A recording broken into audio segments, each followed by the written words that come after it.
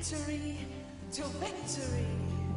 And when we are lazy or hesitant, our lives are dull and drab.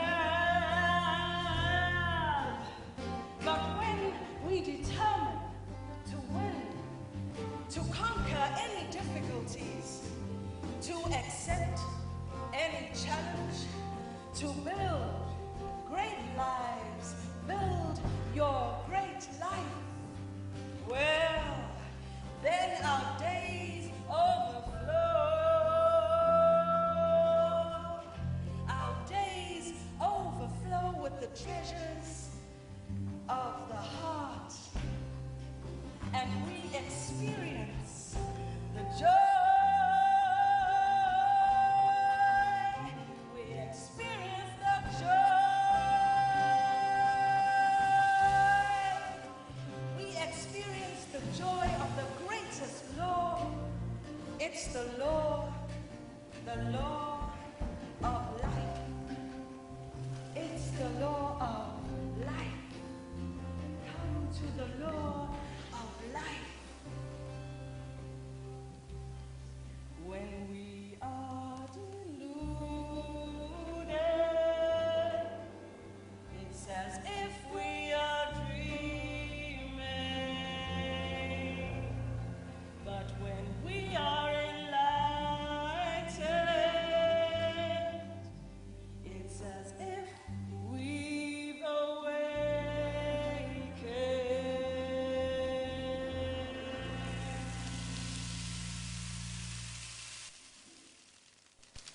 This is a story of one great challenge, of one great heart, and of one great victory for life.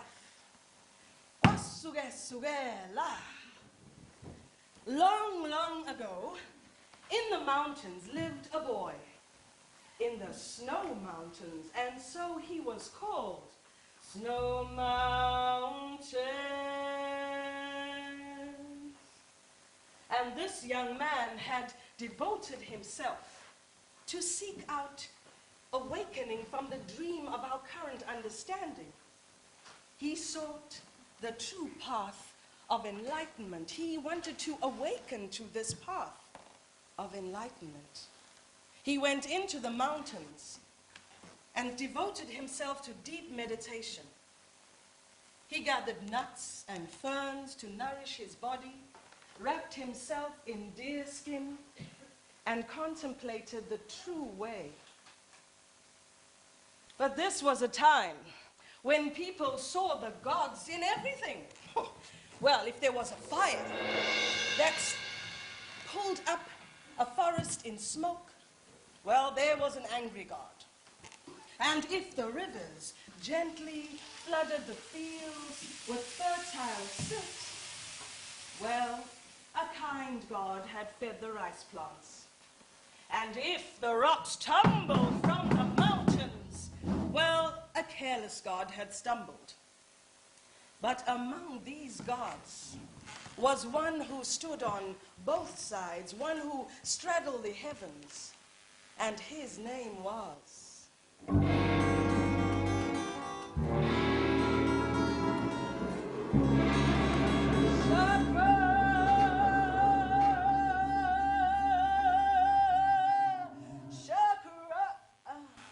Chakra. Now Chakra looked down from the heavens and saw snow mountains in deep meditation.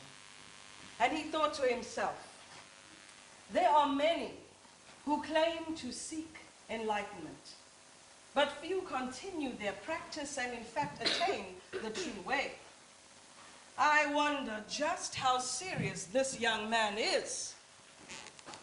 At that time, the Buddha had not yet appeared in the world, and snow mountains had sought everywhere for the path to lead all living beings to enlightenment. But he could not find it. I have searched high and low for the greatest possible teachings. Teachings that will lead all humans and all living beings without exception to happiness and enlightenment. But I have looked, and I simply cannot find these teachings. But I am sure they must exist. They must. No. There is no meaning in the world. No meaning at all. You are just tasting illusion. The world is just the world, dull and unremarkable. Seek high, seek low. You will find nothing. Only dust and broken dreams. Your quest will turn into bitter gold in your own filthy little mouth. You will end up in an alley, Sleeping in your own filth. And begging coins for wine. And begging coins for wine. And begging coins for wine. Perhaps they right. I am so tired. I have meditated so long. I have looked for wise men and wise women. I have listened to the songs of the elders. I have read all the words carved on all the tombs and temples. But I still don't know the truest way to know. I am so tired.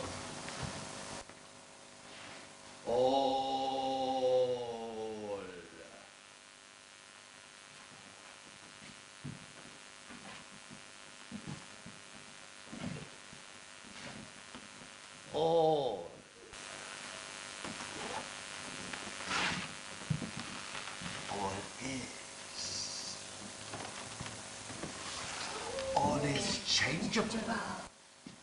All is changeable. Nothing is constant. This is the law of birth and death. All is changeable. Nothing is constant. This is the law of birth and death. All is changeable. Nothing is constant. This is the law of birth and death.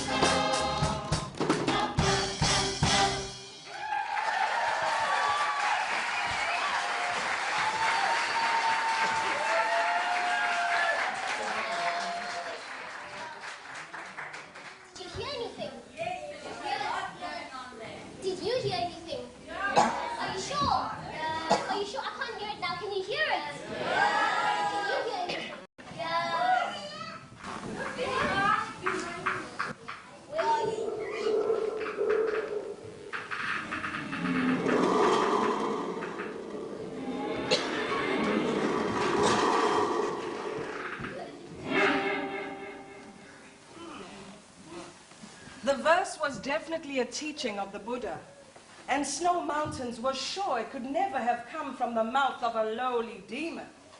But since there was no one else around, he asked, Was it you who preached that verse? Don't speak to me! I've had nothing to eat for days.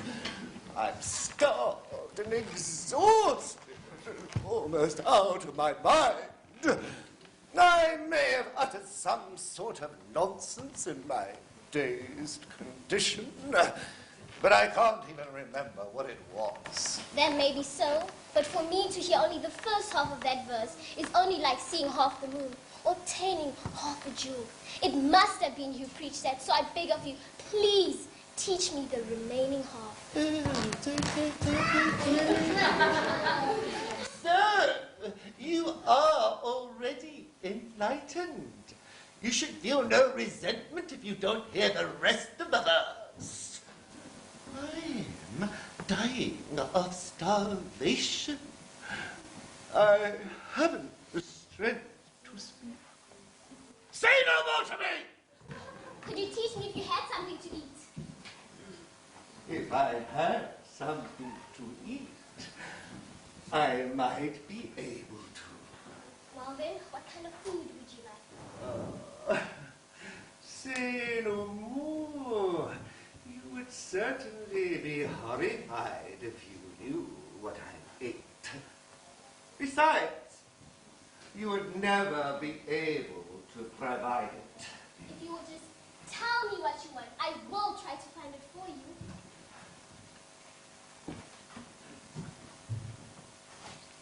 I eat the tender flesh of humans and drink their warm blood. I fly through the air, high and low, in search of food. But the people are protected by the Buddhists, the gods. So even though I want to kill them, I cannot.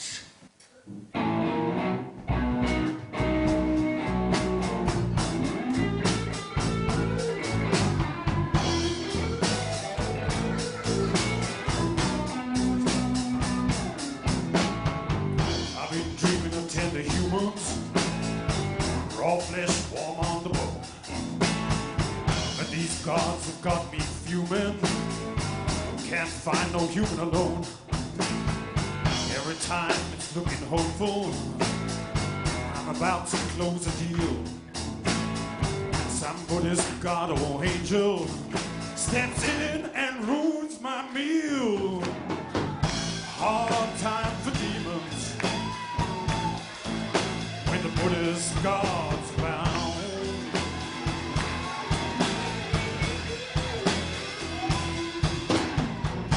Hard time for demons, not even a snack to be found.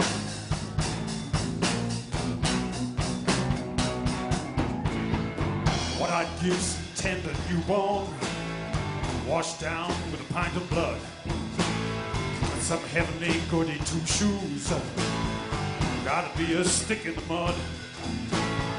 I'm feeling desperation, and I'm feeling anguish too. My own self-preservation needs some Homo sapiens to chew. Oh yeah, hard time for demons, and the protective gods abound.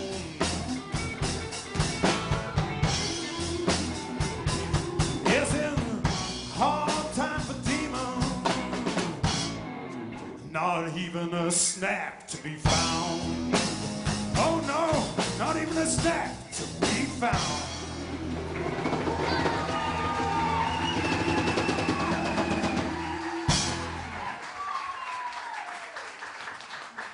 So, I can only eat those whom the Buddhas and gods have forsaken. On hearing this, Snow Mountains, he decided to give his body for the sake of the great law, and so that he could hear the rest of the verse. Your food is right here. You need look no further. Since I am still alive, my flesh is warm, and since my flesh is warm, so is my blood. All I ask is that you teach me the remaining half, and in exchange, I will offer you my body, my life itself. Who could believe your words? Besides, if I taught you the rest of the verse, who can I call upon as witness to make you keep your promise? This body of mine is wood, but if I sacrifice this useless body for the law, then in my next life, I will definitely become enlightened. I will become a Buddha. I will receive a pure and wonderful body. It will be like throwing away a crack ball and receiving a glowing silver platter in exchange. I call upon Brahma and Shakra, the 4 heavenly kings, the Buddhas and Bodhisattvas of the 10 directions. I could possibly not deceive you in their presence. All I ask is that you teach me the remaining half. If what you say is true, I'll teach you the rest of the verse.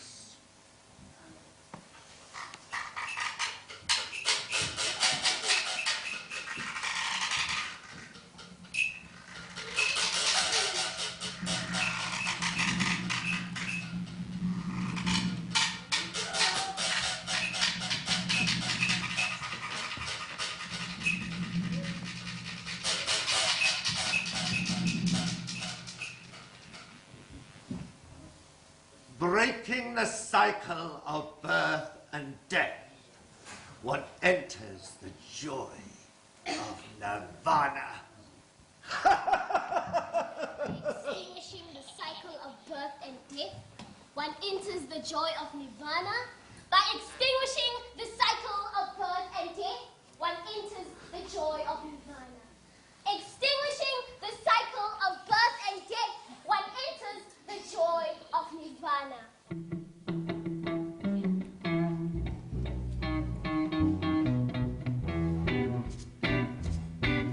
Extinguishing the cycle of birth and death, one enters the joy of nirvana.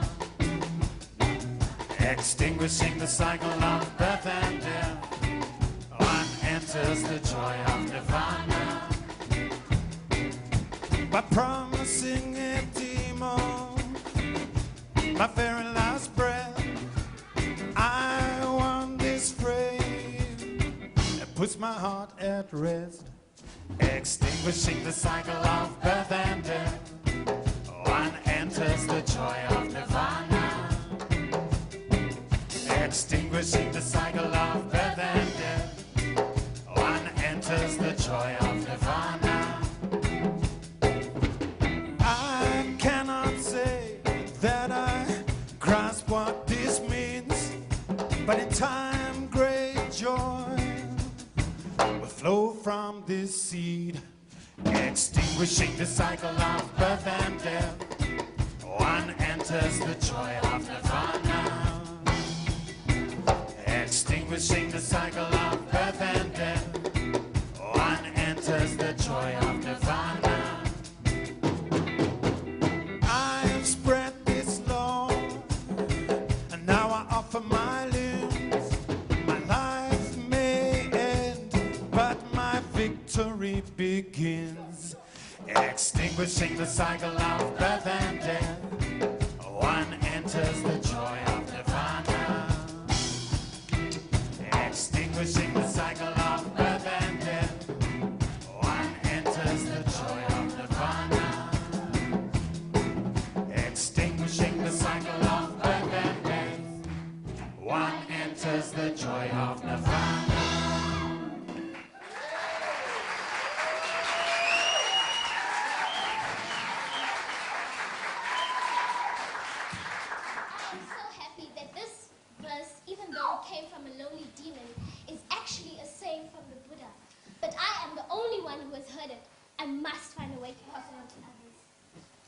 And so snow mountains inscribed the verse on rocks, on cliff faces, and on trees along the path.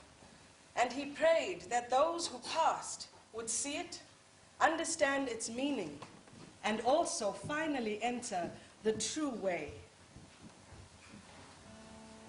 Thus I heard the teaching of the Lord, but if I cannot share it, what's it for?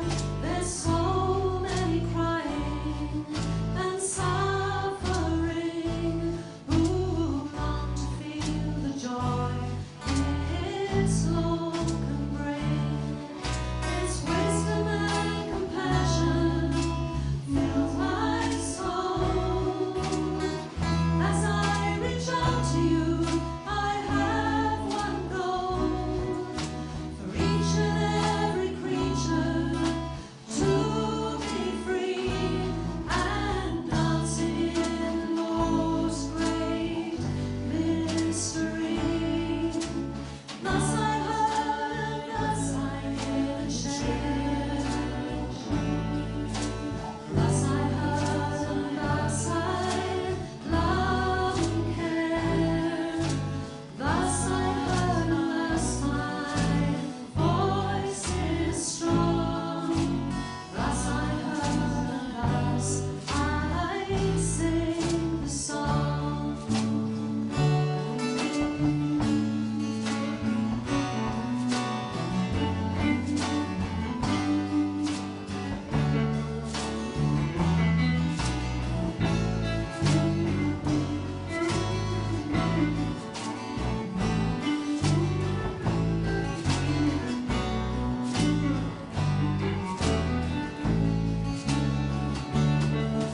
Its wisdom and compassion fills my soul. As I reach out to you, I have one goal. For each and every creature to be free and dancing in the Lord's great mystery. Thus I heard, thus I give and share. Thus I heard and thus I love and care. Thus I heard and thus my voice is strong. Thus I heard and thus I sing this song.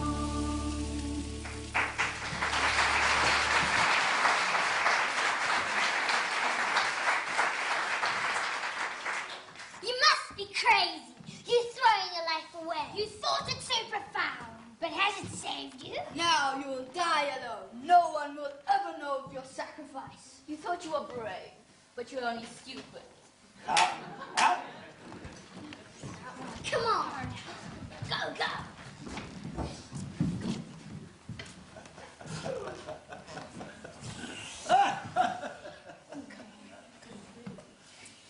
Your flesh, your warm flesh, your blood, it's mine.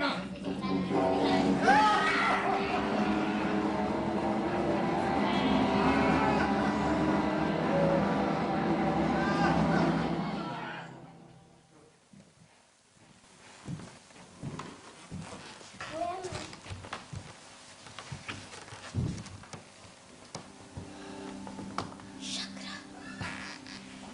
In order to test you, I held back the Buddha's greatest teachings, causing anguish in the heart of a bodhisattva. I hope you will forgive me and save me without fail in my next life.